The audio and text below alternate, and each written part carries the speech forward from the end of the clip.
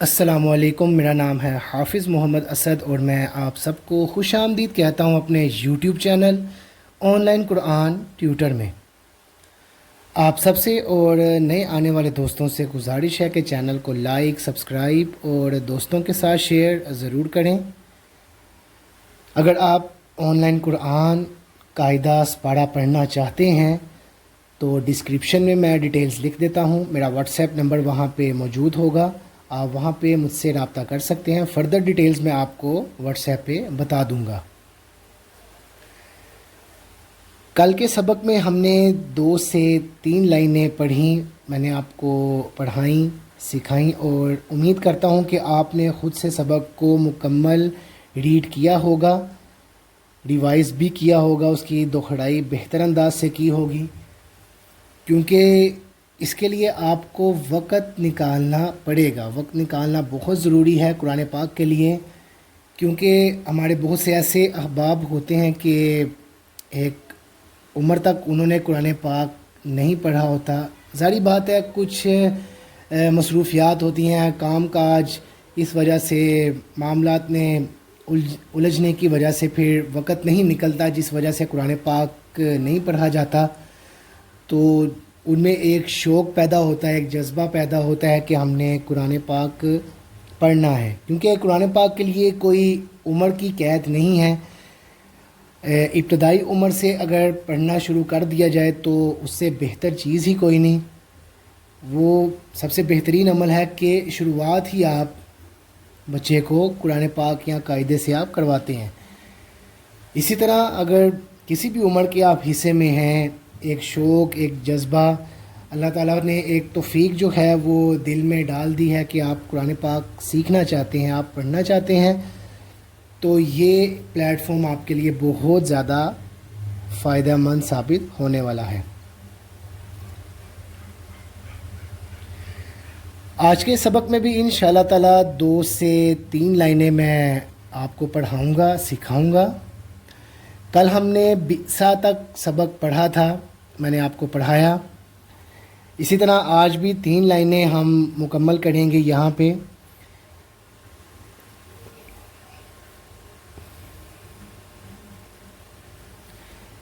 سبق شروع کرتے ہیں۔ اعوذ باللہ من الشیطان الرجیم، بسم اللہ الرحمن الرحیم۔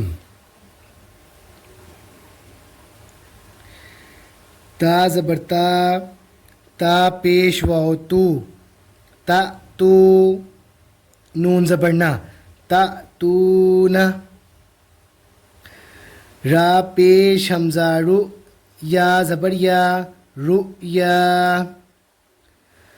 فا زبر سواد فس، با زیر بر، فس بر۔ سواد زبر با سب، را دو زبر رن، سب رن۔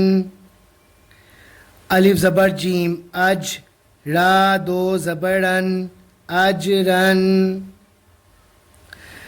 قاف زبر قا، را زیر یاری، قری، با دو زبر بن، قریبن۔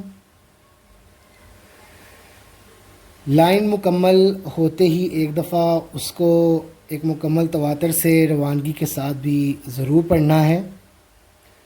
آپ نے کوشش یہ کرنی ہے کہ جیسے ہی میں سبق کو شروع کرتا ہوں، لفظ مکمل ہو، اس لفظ کو آپ ساتھ ساتھ پڑھتے جائیں، ریڈ کرتے جائیں، تاکہ پھر ایک تواتر کے ساتھ سلسلہ آگے چلتا رہے۔ کیونکہ اگر بیچ بیچ میں سے لفظوں کو چھوڑ کے پڑھا جائے گا تو ایک لفظ پڑھ لیا، دوسرا چھوڑ دیا، تیسرا پڑھ لیا، چوتھا چھوڑ دیا، اس طرح پھر جب چھوڑتے جائیں گے تو اس کا پھر فائدہ نہیں ہوگا۔ فائدہ اسی صورت میں ہوگا کہ جب آپ تمام سبق کو شروعات سے، جس طرح میں ایک سبق کو لے کے چلتا ہوں، آپ اس کو ساتھ ساتھ اس طرح پڑھتے جائیں گے۔ ایک دفعہ اس کو روانگی کے ساتھ بھی پڑھ لیتے ہیں۔ تأتون، رؤیا، فاصبر، صبرن، اجرن، قریباً۔ دوسری کی طرف بڑھتے ہیں۔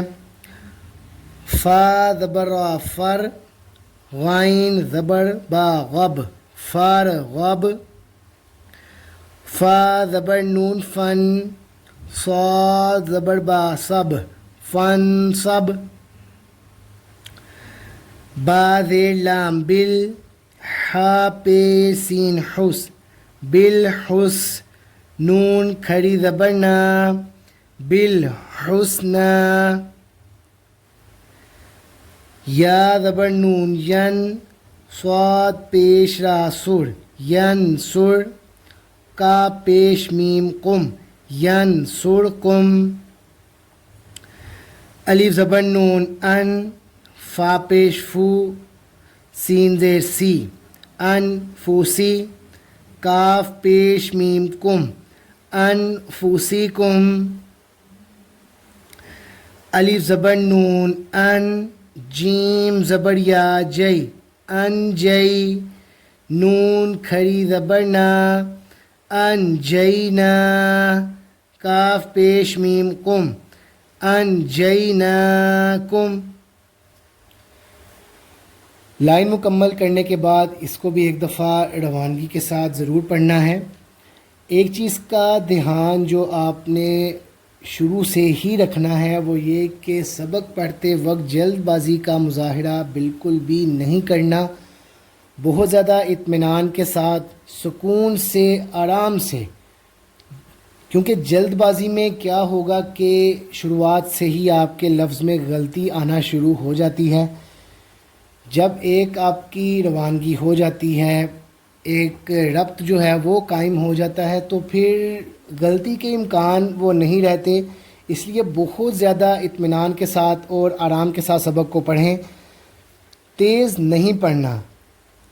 ایون کہ اگر آپ مکمل قاعدہ پڑھ لیتے ہیں، آپ سمجھ لیتے ہیں، آپ کو پڑھنا بھی آ جاتا ہے، لیکن پھر بھی ایک آپ نے عادت اپنی بنا کے یہ رکھنی ہے کہ سبق کو آرام سے آہستہ اور تسلی کے ساتھ اطمینان کے ساتھ ہی پڑھنا ہے، جلد بازی کا مظاہرہ بالکل بھی نہیں کرنا۔ تیسری لائن کی طرف بڑھتے ہیں۔